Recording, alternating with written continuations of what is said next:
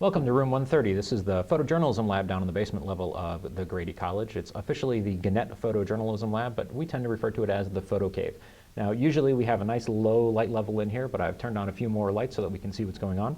And this video is primarily for those of you who haven't worked in one of our labs and who may not have worked on an iMac before. So we're going to run you through a couple of very quick things in this short video. So the first thing you need to know is how to turn on the machine. If you reach around with your left hand, there's a very small flush button on the back side here.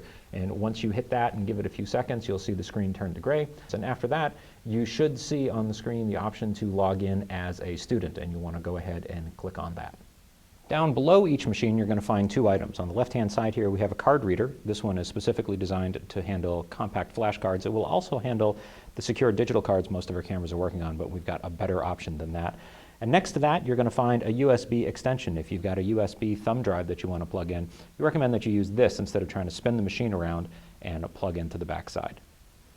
Along the right-hand side of the iMac, you're going to find two slots. The upper one is a CD-DVD drive, so that's where you would insert a CD or DVD that you needed to pull data off, or a blank one that you're going to burn media to. And down below it, you're going to find a secure digital slot. This is the smaller opening here. Now, this connection here is significantly faster than the one that's below, so you're going to want to use that, but you do want to use an awful lot of care, because it happens a couple times a semester where somebody manages to slide a secure digital card into the optical drive up above. On the back right side of the iMac is where you're going to find where all of these cables get plugged into.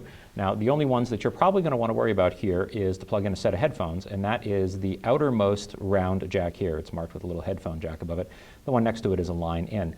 And then further in here, there's a FireWire 800 connection. For those of you who have a high-speed FireWire 800 drive, that's where you would plug it in. I do ask again that you be very, very careful if you need to plug something in here, that you lean around and look as opposed to spinning the entire Mac, so that we don't take any chances on damaging these machines.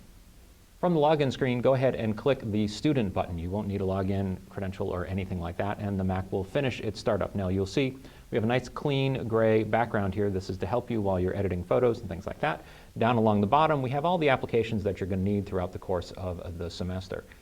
There's a note that's printed up here that says files left on the desktop will be trashed each week. Anything that you leave on the desktop on a Friday afternoon, we may come through and throw into the trash, and that's just to save some hard drive space.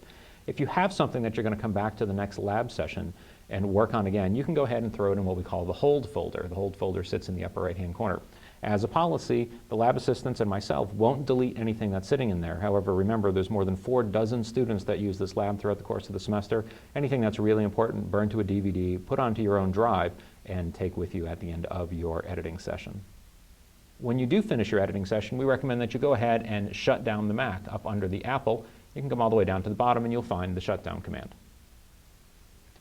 All right, so that's going to wrap up our tour down here in the Photo Cave. Just two last things to remember. If you have any problems with any of the machines down here, please go ahead and tell a lab assistant or come and find me and I'll take care of it. And lastly, there's no food or drink allowed anywhere near the machines. If you're found with food or drink here, you are going to be asked to take it back out into the hall and store it there. Once again, if you've got any questions, come see me, see one of the lab assistants. Welcome to the Photo Cave.